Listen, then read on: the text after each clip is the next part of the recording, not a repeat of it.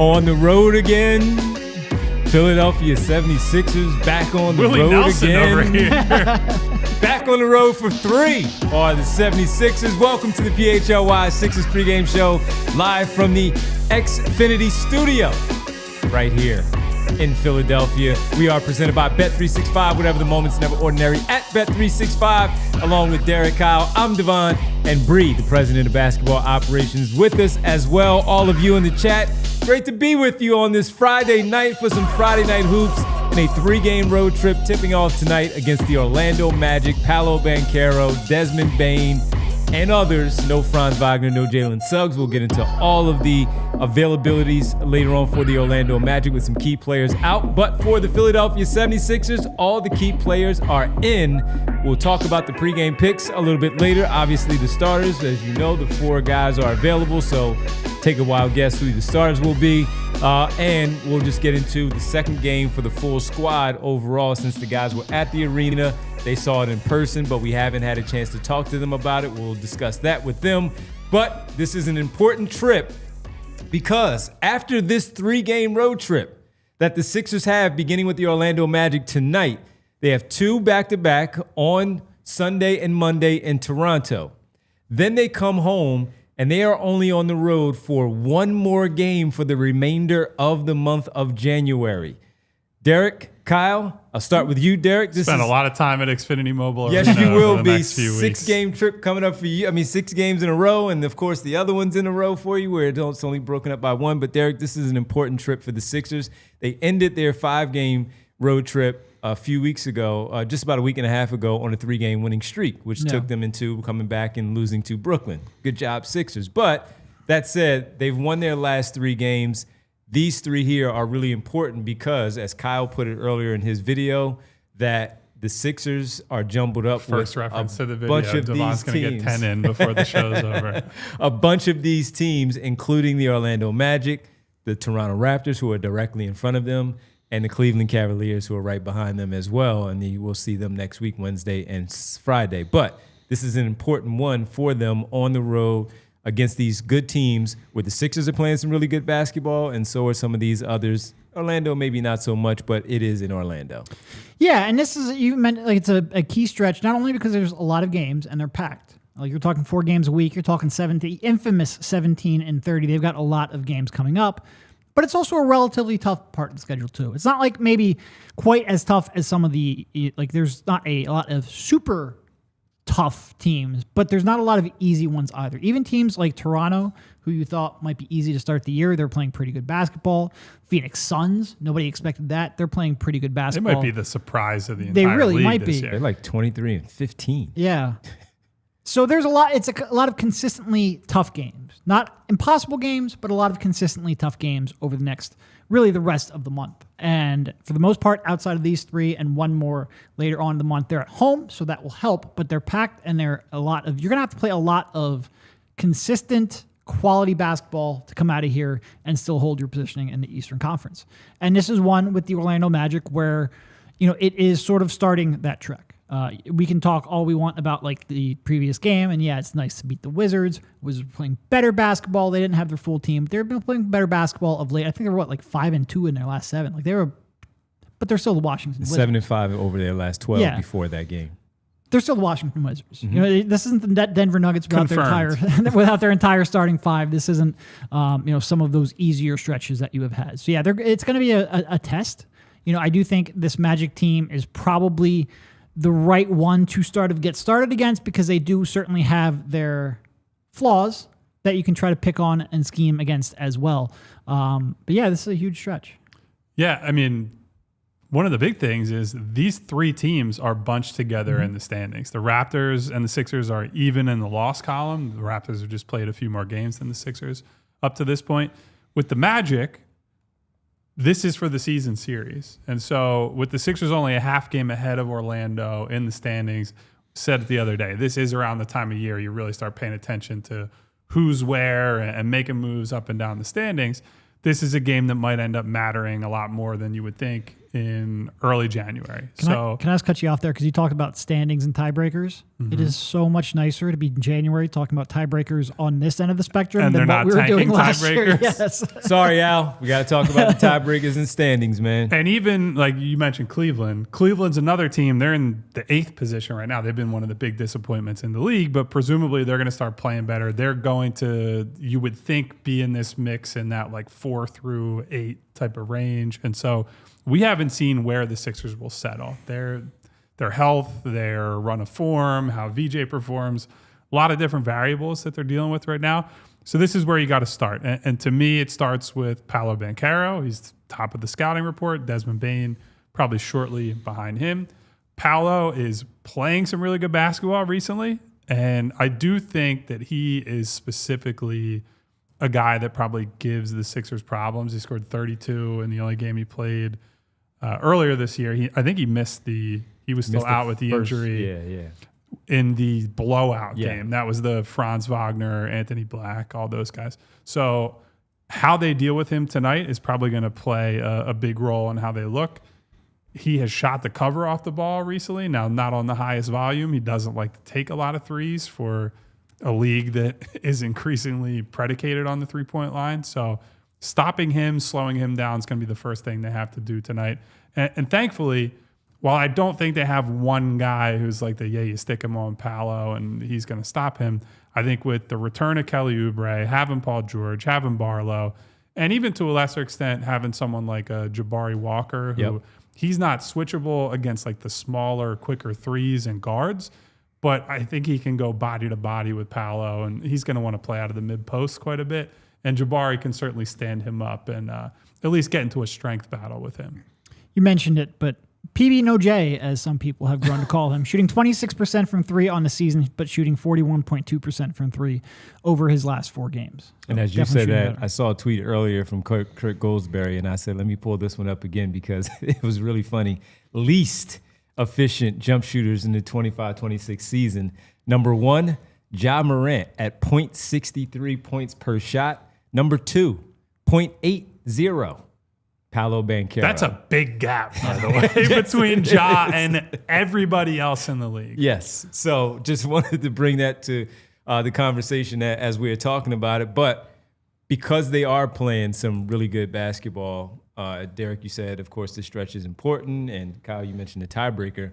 Because where they are right now in the stretch that they have been on, yes, they started off the 5-game trip with the first 2 losses, but they were in both. They were frustrating in the way that they did, but then they bounced back and take the next 3, tick you off by losing that game against the Hospital Nuggets. Mm-hmm. But they're playing really good basketball. Yeah. So does it, even with this tough 3-game stretch coming up, we'll get to the rest of the month, but this current stretch starting tonight with the Orlando Magic, no Wagner, no Suggs, and the way that they just go win-loss with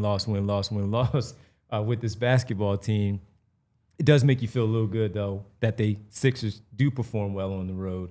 And with the circumstances of what this one means tonight, that there is some confidence that they can go out there and perform the way we believe they should be able to. Yeah, and in a weird way, I think it's an easier team to play from the perspective of it's not someone you just immediately look past on the schedule. And I know that sounds silly, but over an 82-game season where some nights are just determined by motivation and focus and not necessarily who's got the most talent, who's got the best team when the playoffs roll around, going into a game against the very shorthanded Nuggets, the very shorthanded Wizards, you expect to win because you're better and you're deeper and you have more talent. But sometimes the other team just takes advantage of complacency. And I don't think that's going to be a factor tonight. It is why I think the Sixers will come in here probably with a more business-like approach than you saw against Denver earlier in the week. That obviously plays to their advantage because without Franz, without Jalen Suggs, those are 2 major pieces of Orlando's defense especially, but certainly helpful on the other end of the floor. The Sixers are favored, I believe, tonight. I don't want to spoil too much of the betting segment later, and certainly that's Devon and Bree's territory more than it is mine, but there's a reason the Sixers are favored tonight. They should win this game. They are, based on who's available, a better team than Orlando. Now it's time to go out there, take care of business, continue improving on that road record. And Devon, you brought up the big homestand.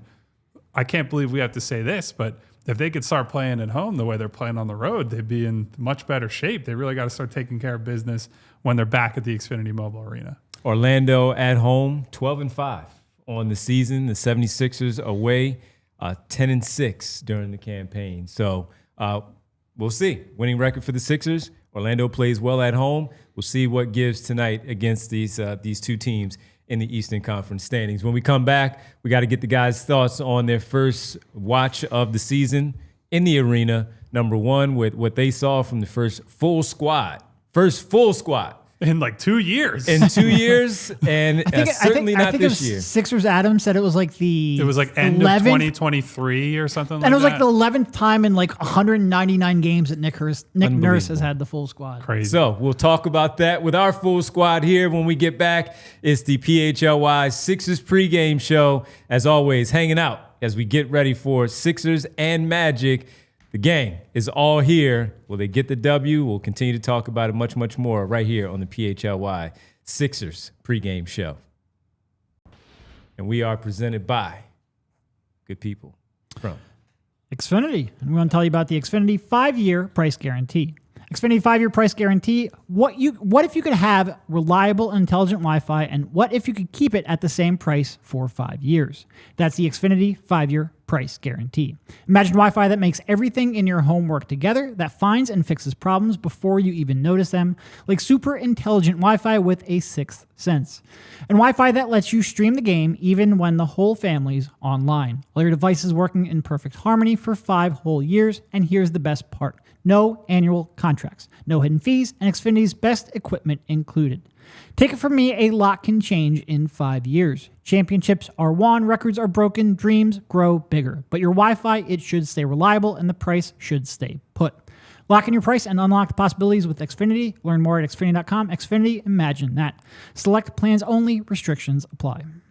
And our presenting sponsor here on the show is Bet365. Whatever the moment's never ordinary at Bet365. You need to be one of the 90 million users worldwide. If you are not already done so, make sure you jump in. Sign up using the code PHLY365. 90 million users worldwide. Over 780,000 events each year. Live right there at Bet365. Early payouts in the NBA and the NHL as well. And we got a big weekend starting with the NFL playoffs also. But for tonight, you do have big college football game going on. Number 1, Indiana taking on Oregon. You get a 50% super profit boost right there at Bet365. And for basketball, you can maybe use it on your basketball team. 50% super profit boost as well in the NBA. Breaking news for new customers. The number has changed. It changed from $150 to $200 in bonus bets, win or lose for you when you sign up using the code PHLY365. All you have to do is deposit 10, place a bet for 5, and you get credited to your account $200 in bonus bets, win or lose. It's not happening anywhere else, but only right here at Bet365. The bets can be used on spreads, totals, players, player props, futures, and more. And those futures can be used on a Super Bowl winner. If you like to do that and you want to take your team, you can do that all at Bet365, whatever the moment's never ordinary at Bet365. Must be 21 plus, physically located in Pennsylvania. If you or someone you know has a gambling problem and wants help, call 1-800-GAMBLER. We're back here on the PHLY Sixers pregame show. Sixers Magic coming up here. Sixers 20-15, Magic 21-17 on the campaign. And Derek, full squad, as we talked about going into the break. First time in almost 2 years we have seen this. Kelly Oubre is back. Trendon Watford as well. 20 minutes for Kelly Oubre in the game on Wednesday in the victory over Washington. Trendon Watford easing in there in the garbage time, but everyone is available. And with this team playing the way that it is, it's a good opportunity now for Nick Nurse to start to really get into what his rotations look like beyond the starting 5. Because, as we've been talking about, is Dominic Barlow going to start? Is Kelly Oubre going to start? We figured that they would ease Oubre in from this injury so he doesn't get the immediate start. But if he is, Dominic Barlow played a good game against Washington for the first time in like 5 games on Wednesday. What were your takeaways from the first full squad? Yes, it was just Washington, but again, that's their problem. The Sixers' problem is you beat that team down. That's exactly what they did, but it was your first look at the full team. Well, it's funny. It was the first game where we had the full team, and sort of like the main takeaways were like Hey, their big three is actually kind of good when they're all playing well together. So you're going to end up... It really wasn't a full squad game. No. It was like, boy, the starters are good and everybody else. And even the starters, like VJ was pretty bad there in the first quarter. Picked it up a little bit of late. Barlow was good, just wasn't a high usage offensive player. Right. I think at one point, like Big Three had scored like 66 of 72 points or something absurd like that. And even throughout pretty deep into the game, like I think at halftime you had 2 bench points and they were from Quentin Grimes, who was actively terrible for most of that first half. No, I mean, look, I think it's like there's just this team when it's healthy, and it really is like, yeah, you got Kelly back, you got Wofford back. Wofford played 5 minutes. He wasn't really playing all that much. Even Kelly only played 20. I'm interested to see what he ends up playing when he gets fully back up into game speed. But it was a reminder, and we'd been getting reminders of this for the previous 2 weeks because you had most of your squad back, just not everyone, of how many different ways they can beat you, and how many different people can go and win their matchups. How many different players have real gravity or can bend a defense and can force rotations and create opportunities for others. It is just like Tyrese Maxey was sort of like, I don't want to say it was an afterthought, but he wasn't having to shoulder scored what 16 points in the first quarter and only ended up with 22. Yeah, because he had enough teammates to carry the burden throughout the rest of the game. So it is just, and look, it's the Wizards. They're playing better basketball.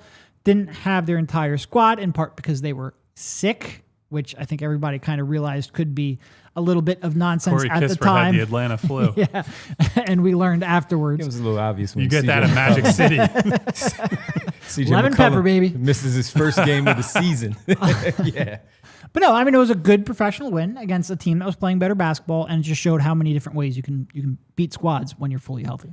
So I agree with all that. I think another thing that I saw that I was very encouraged by was the ability to have Maxey on the bench, and finally it feels like they have looks, they have lineups, they have combinations that can win minutes. Or at least if you can go neutral in the no Tyrese minutes, that's a big win because they're winning most of his minutes this year very consistently. Obviously, goes without saying because he's been putting up crazy numbers on the board. But I think VJ as the guy at the point of attack is starting to figure some things out, mix his pace and his tempo a little bit. When he can hit the mid-range shot as he did in the second half the other night, that's obviously a big point of separation.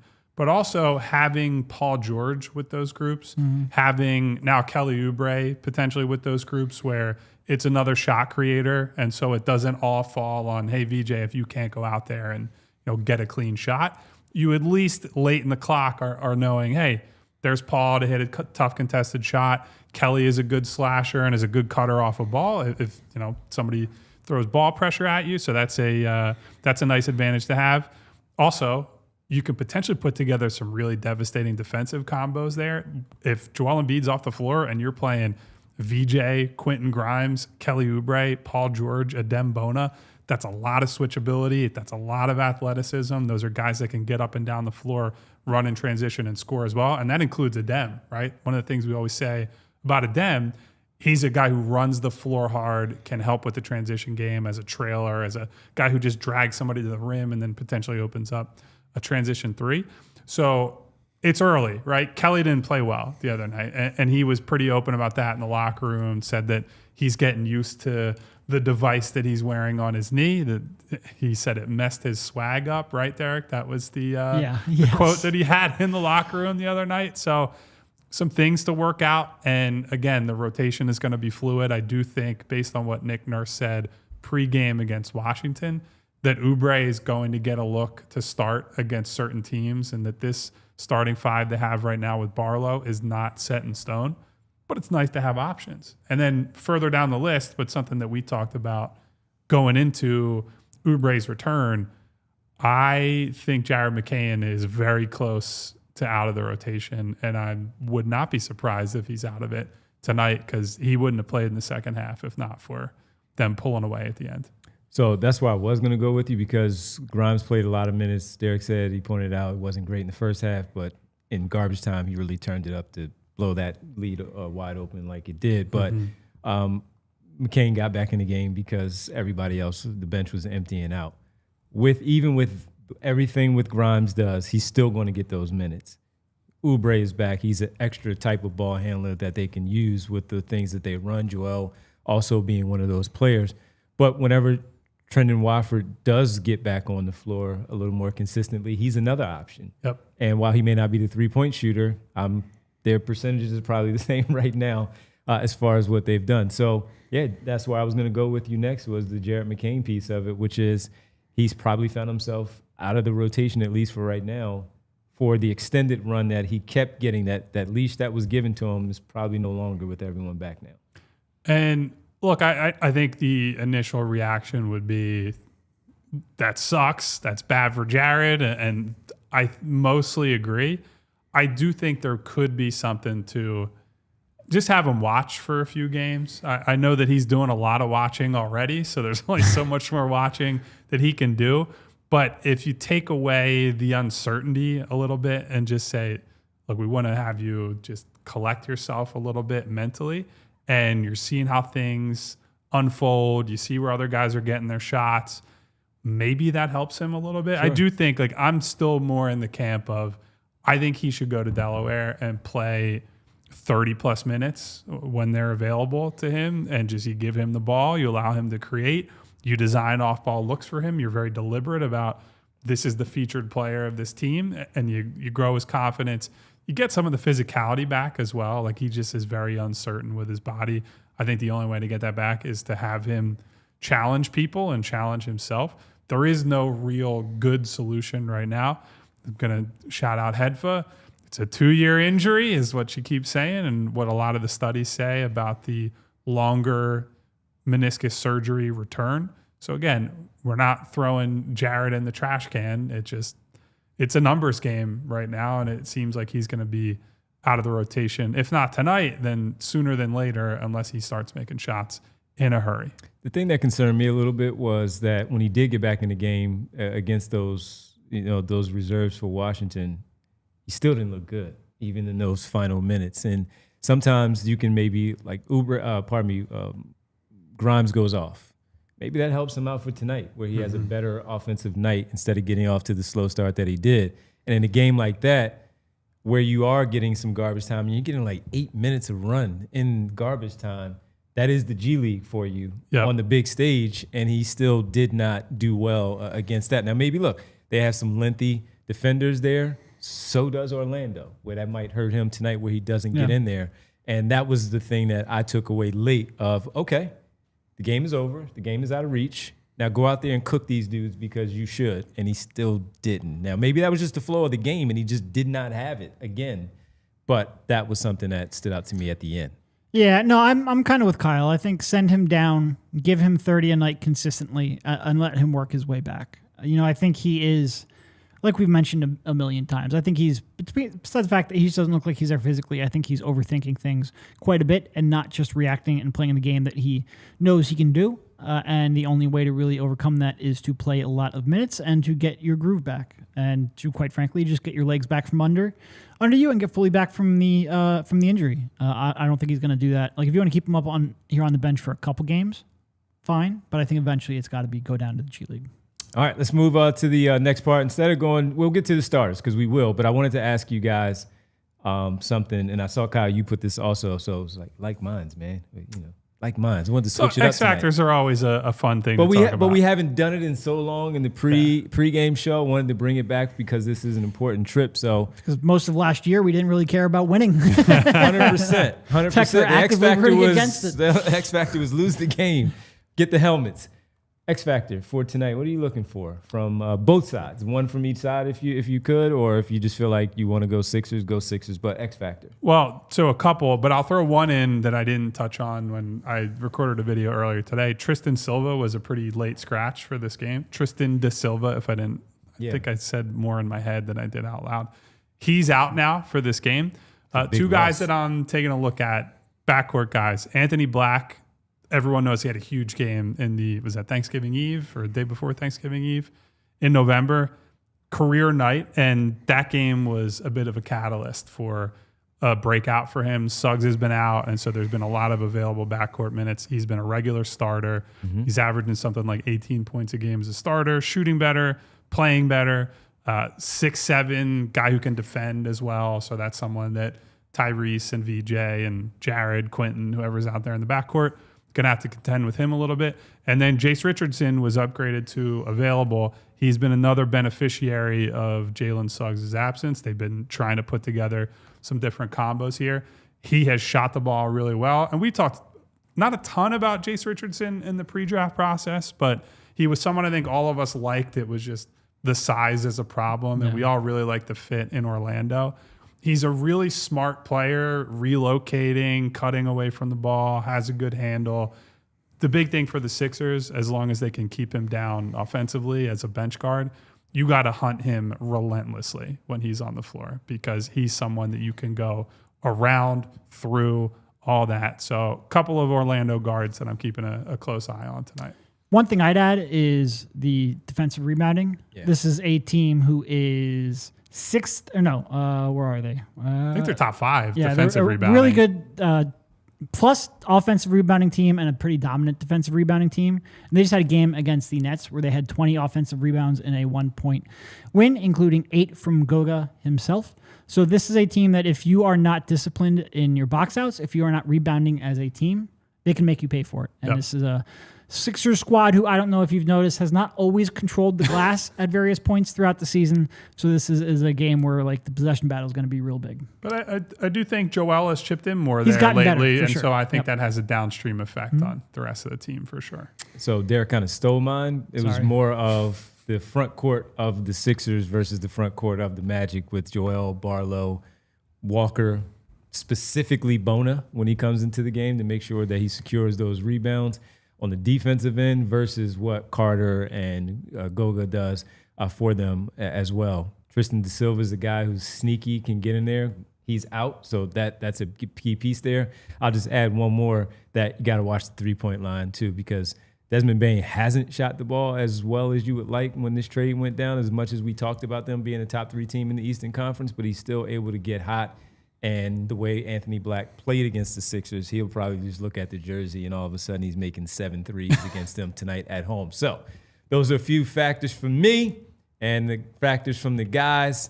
And we'll see. This should be a pretty good, entertaining basketball game. To your point about Bane, in December and January, he shot the ball much better from 3.